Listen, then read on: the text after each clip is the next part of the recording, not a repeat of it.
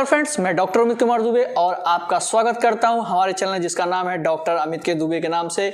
और इस चैनल पे आज की टॉपिक बहुत ही ज़्यादा इंटरेस्टिंग इसलिए होने वाली है कि हम बात करेंगे ल्यूकोप्लेकिया के बारे में। ल्यूकोप्लेकिया मतलब मुंह के अंदर सफ़ेद परत जो होती है उसके बारे में मैंने अपना पिछले वीडियोस बताया हुआ है। पिछले वीडियोस को देखिए और इस वीडियो में मैं बताऊंगा कि जो ल्यूकोप्लेकिया होता है किस होम्योपैथिक मेडिसिन से ल्यूकोप्लेकिया ठीक हो सकता है।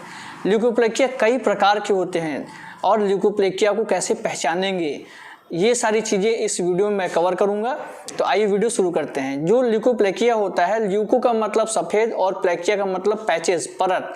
सफ़ेद परत मुंह के अंदर जो बन जाती है उसको ल्यूकोप्लेकिया बोलते हैं।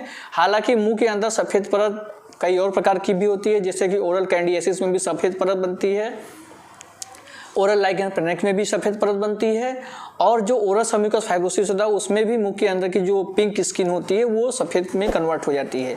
लेकिन इन सब में जो अंतर होता है और ल्यूकोप्लेकिया में अंतर होता है कि ल्यूकोप्लेकिया की जो परत होती है वो बिल्कुल फ्लैट होगी, चिकनी होगी। ल्यूकोप्लेकिया को डायग्नोस करने का सबसे मजबूत तरीका ये होता है कि इसको स्क्रैप करेंगे, मतलब ये नॉन स्क्रैपेबल होता है। स्क्रैप करेंगे तो ये वहाँ से हटेगा नहीं या स्क्रैप नहीं होगा।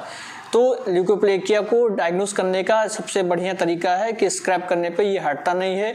वेल डिफाइंड इसके बॉर्डर्स होते हैं, इसके पैचेस छोटे छोटे होते हैं, इसमें पेन नहीं होता है, ये वाइट कलर का होता है, ये मडिस कलर का होता है, जैसे मट्टी सूखती है उस कलर का भी ये पाया जाता है। तो ये ल्यूकोप्लेकिया को कैसे पहचानीजिए अपने मुंह के अंदर। ल्यूकोप्लेकिया जो होता है कई प्रकार के होते हैं। ल्यूकोप्लेकिया आपका वेरकस ल्यूकोप्लेकिया होगा, हेरी ल्यूकोप्लेकिया होगा, आपका नोडुलर ल्यूकोप्लेकिया होता है, और ल्यूकोप्लेकिया एरिथ्रोप्लेकिया में परिवर्तित भी होता है। तो मतलब जो ल्यूकोप्लेकिया जो वाइट पैचेस हैं वो रेड पैचेस में परिवर्तित हो जाएंगे, तो फिर आपको दिक्कत हो सकती है। तो जो आपकी होम्योपैथिक मेडिसिन होती है वो किन किन ल्यूकोप्लेकिया में आपको काम करेगी।